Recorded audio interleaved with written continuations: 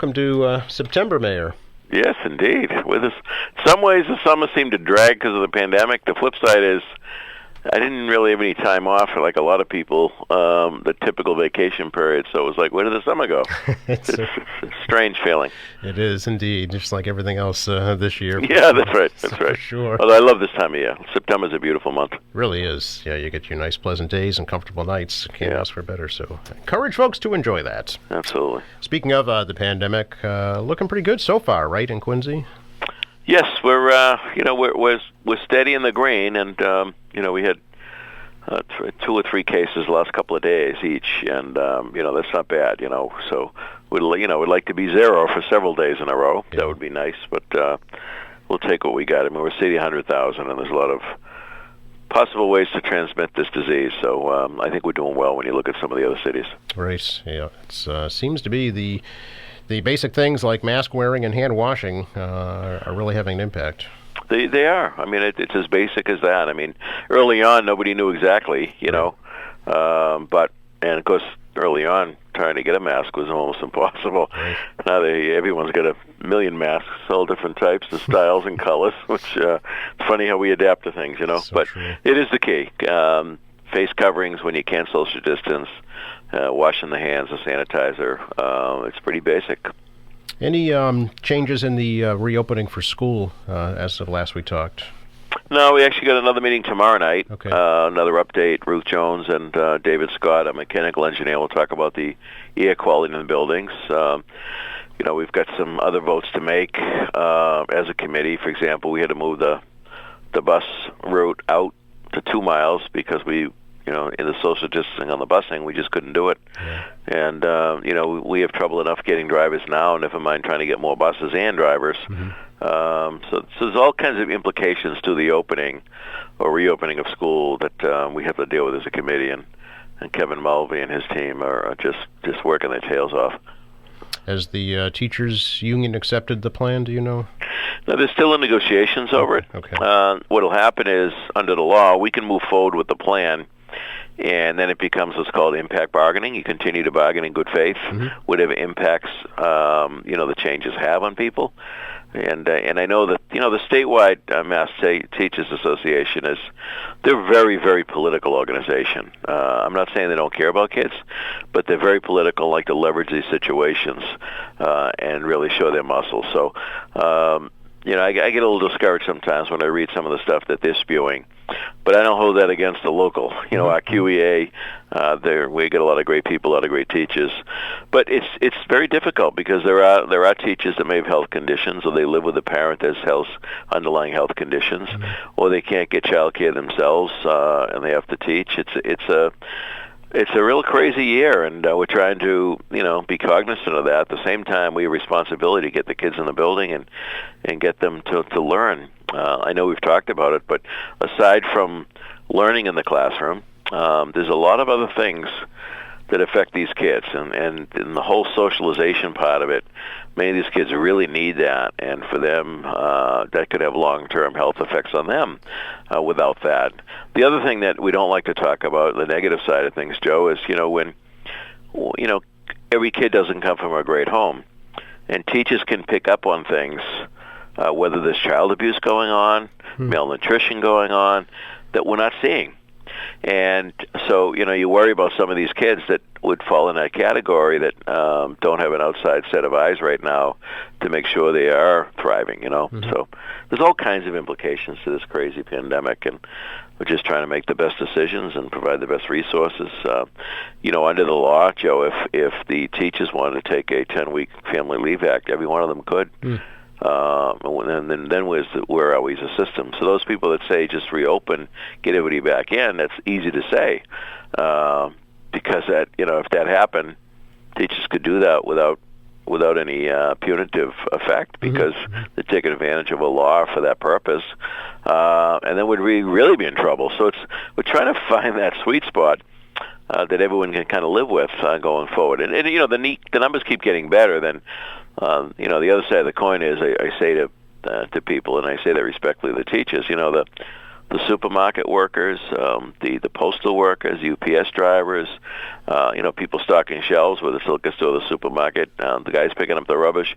They've all been doing the job right throughout this whole thing, so without hesitation. So, we got to get, we got a good plan, ease back in, pre-K through 3, special needs in person, others remote, and then as weeks go by, we'll gradually bring them all in hybrid, and then hopefully all of them in fully in person. So it's tricky, but we're working it like every community.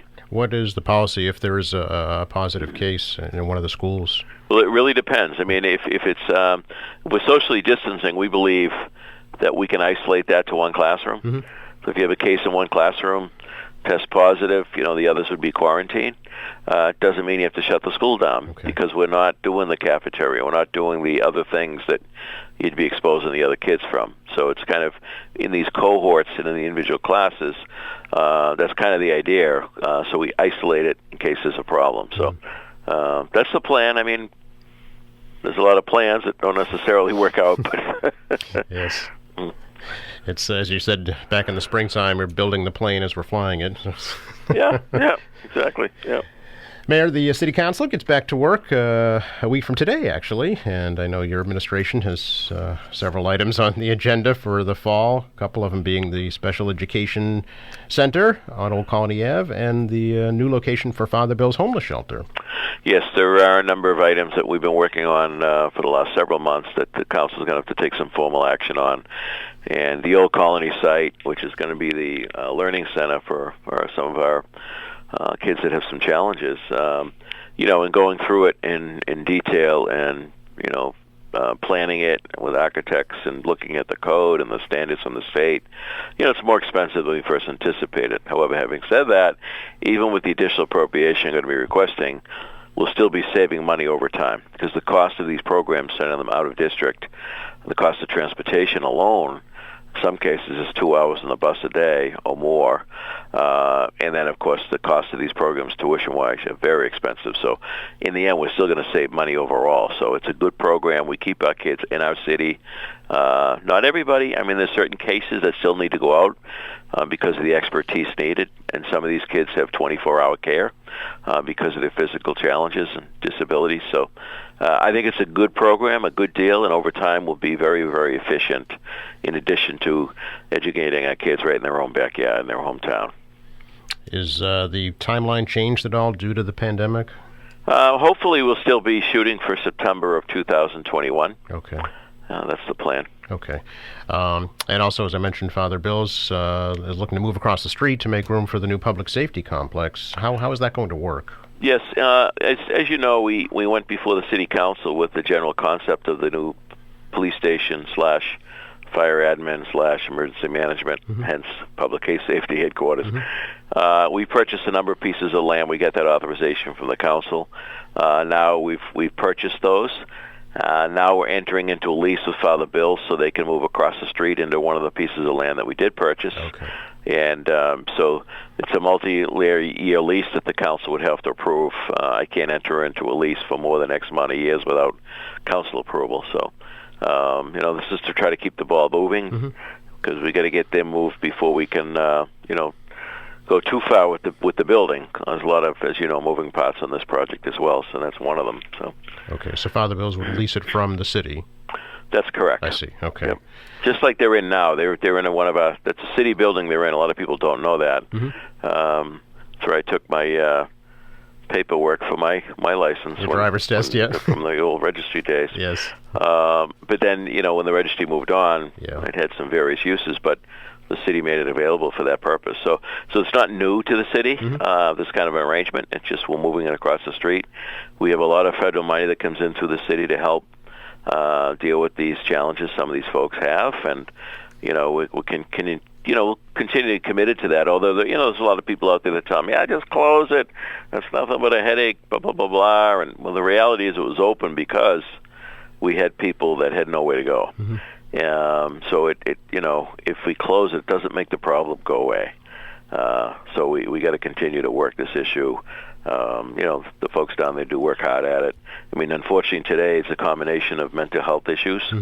addiction issues, and then people just falling on bad luck with the economy. A lot of people live paycheck to paycheck, Joe, and as you know, if you fall out of the work within a couple of weeks, all of a sudden you're in the hole. Yep. And you can't meet your bills, and so until you walk in somebody else's shoes, we shouldn't be judgmental. And I know there's a lot of cynical people that are quick to judge, and I understand sometimes the frustration, particularly with some of the homeless that have some challenges that may be offensive to people as they're out and about. And we try to deal with those issues one-on-one to make sure that's not happening. So we're committed to making sure we continue to provide services. I wish some other communities would step up, quite frankly, throughout the South Shore and do more, so that Quincy, Boston, the major cities don't end up with everybody's problem.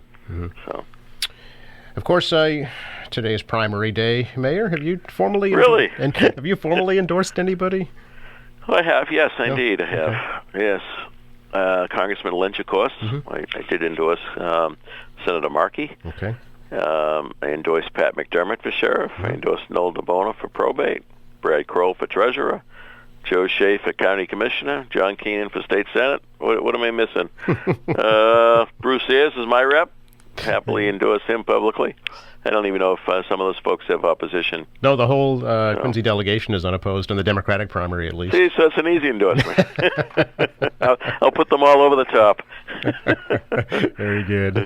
And I respect, by the way, I respect people's right to come to their own conclusion. But people do ask me all the time, what do you think of this candidate, that candidate? So sometimes it's just as easy for me to put out there why. That doesn't mean other candidates don't have the ability, certainly, to perform in that job. But, you have relationships in this business. And, for example, I endorsed Brad Kroll early, and then Mike Bellotti get in the race. I'm still fully behind Brad, but, I don't wish any ill to Michael. He's a good man. Good public servant. So that's where I am. We'll see how it goes today. I know they had a lot of mail-in votes. Nikki Crispo and her team are doing a great job because of the curveballs thrown at them this year with that process. There's a lot of work to that, that whole program.